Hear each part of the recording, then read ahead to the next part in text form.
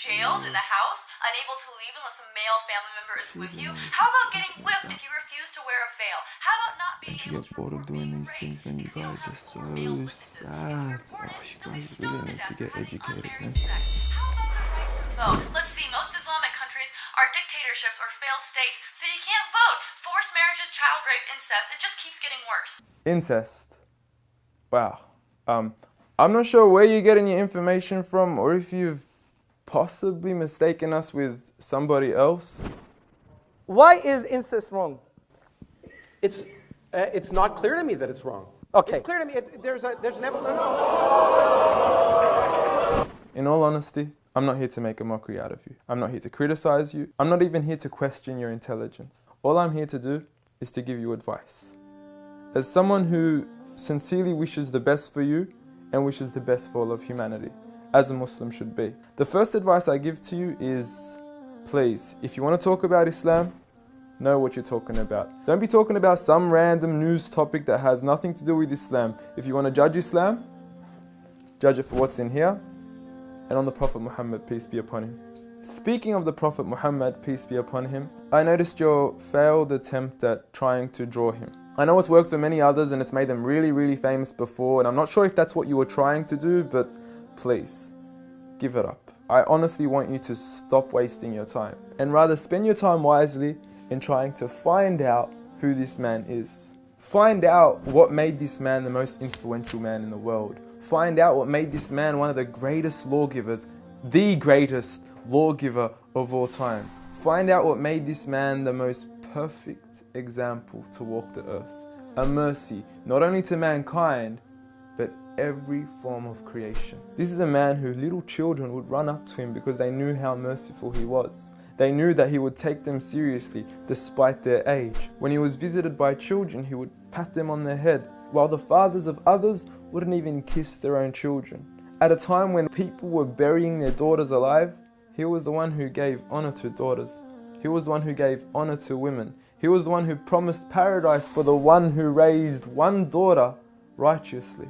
A man who would treat the poor the same way he would treat the rich. A man who would treat the black the same way he would treat the white. Muhammad, peace be upon him, was a man who his own enemies would call him the truthful and the honest. A man, when his enemies would look at him in the eye, they would say, this is not the face of a liar. Even to this day, some of his worst enemies have become the most noble of his supporters after realizing that he was a man of truth. Find out why we love him. Find out why some of the companions were ready to die for him. I don't say this lightly, I mean they actually threw themselves at arrows whenever the enemies would try to assassinate Muhammad, peace be upon him. I ask you to read into the story of a companion by the name of Khubayb, may God be pleased with him, when he was crucified and tortured. And the one who was torturing him would say to him, O Khubayb, wouldn't you rather that Muhammad, peace be upon him, be in your shoes right here, and you be in the comfort of your own family in your own home?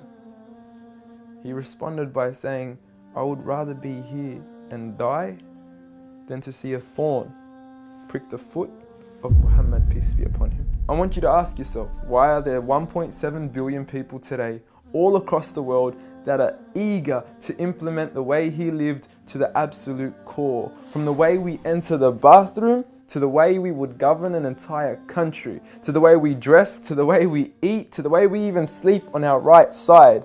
We follow him to the absolute core. So I suggest you stop wasting your time in attacking the man that you cannot faze at all. If God, the creator of the heavens and the earth and everything in between, the one and only, has honored him, who are we to even try to dishonor him? If you don't understand what I'm trying to say, let me give you a quick experiment.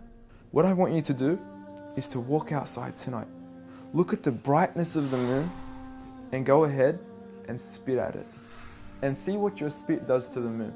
The same way that your spit doesn't affect the brightness of the moon. The same way that your spit doesn't even reach the moon. The same way that your spit doesn't even faze the moon, is exactly what you're doing when you even try to attempt to dishonor Muhammad, peace be upon him. And if anything, when you do try to spit at the moon,